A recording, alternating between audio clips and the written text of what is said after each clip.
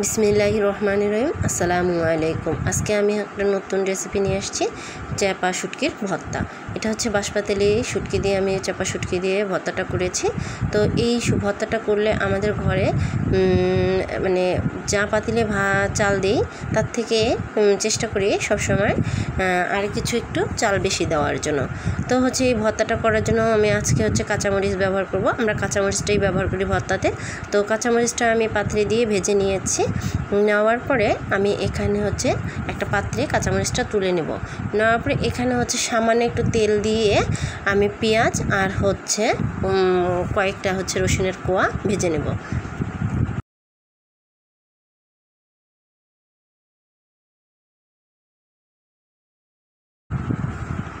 তো এটাকে আমি খুব ভালো করে একটু ভেজে নেব, লাল লাল করে। কারণ হচ্ছে এই পেঁয়াজের এই ভর্তাটার মেন হচ্ছে ইনগ্রেডিয়েন্ট হচ্ছে এই পেঁয়াজটা ভাজা। তো ভেজে নেব। দেখেন, যখন একটু ভাজা হয়ে যাবে তখন এর মধ্যে সামান্য একটু আমি হলুদ অ্যাড করে দিচ্ছি। তো হলুদটা দিয়ে আমি হচ্ছে পেঁয়াজটা ভালো করে ভেজে নেব।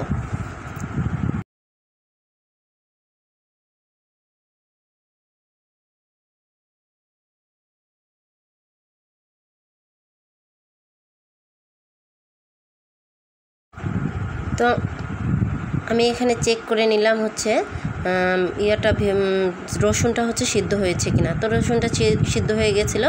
এখানে আমি হচ্ছে 4টা চাপা শুটকি নিয়েছি। তো 4টা চাপা শুটকি এখানে দিয়ে দিলাম। দিয়ে এখানে একটু সামান্য, মানে খুব জোরে লাড়া যাবে না, কারণ চাপা শুটকিটা সবাই জানি যে হচ্ছে এটা খুব নরম একটা শুটকি। দিয়ে এখানে হচ্ছে আমি রেখে দিচ্ছি মানে নরম হওয়া পর্যন্ত। নরম হয়ে গেলে এই পিঠা আমিও দেখেন উল্টাই দিলাম। দেওয়ার পরে এইখান থেকে আমি কাটাটা সারানোর ব্যবস্থা করব।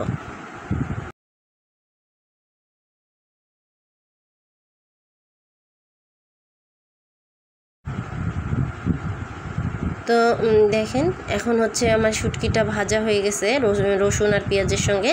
তো আমি কাটাগুলো আস্তে আস্তে এখান থেকে ছাড়িয়ে নিচ্ছি। কারণ কাটাগুলো যদি থাকে তাহলে ভর্তাটা খেতে মজা লাগবে না, কাটা কাটা লাগবে। এই জন্য হচ্ছে আমি কাটাগুলোকে সরিয়ে নিচ্ছি। তো আপনারাও চেষ্টা করবেন এভাবে কাটাগুলোকে আস্তে আস্তে সরিয়ে নেওয়ার।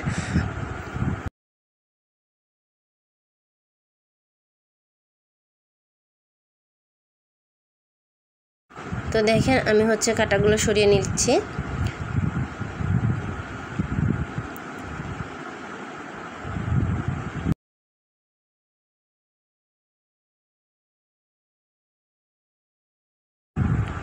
তো এ পর্যায়ে আমি হচ্ছে আমার যেহেতু শুটকিটা আর হচ্ছে পেঁয়াজ ভাজা হয়ে গেছে, এখন আমি হচ্ছে যে পাত্রে ভর্তা করব সে পাত্রে নিয়ে নিচ্ছি।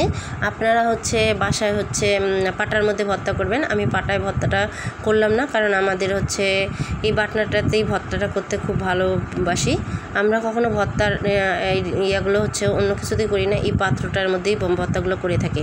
তো অনেকে জিজ্ঞেস করেন, আপু আপনি যে এই ভর্তার লাঠিটা ব্যবহার করেন এটা কিসের? আসলে আপু এটা হচ্ছে কাঠের না। অনেকে ভাবেন কাঠের না, এটা হচ্ছে বাঁশের মুড়া দিয়ে এই মানে জিনিসটা বানানো হয়। তো এটা হচ্ছে অনেক শক্ত, এটা দিয়েই ভর্তাটা আমরা করি। দেখেন অনেক সুন্দরভাবে ভর্তাটা করা যায় এই বাটনাটাতে।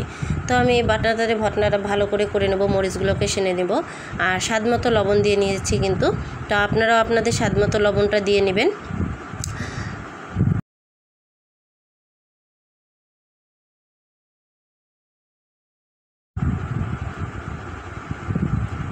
তো এ পর্যায়ে যখন আমার মানে ইয়েটা বাটা হয়ে যাবে, ভর্তার মানে সব টুটকিগুলো করা হয়ে যাবে, মরিচ, তা এই পর্যায়ে আমি হচ্ছে কাঁচা পেঁয়াজ অ্যাড করব।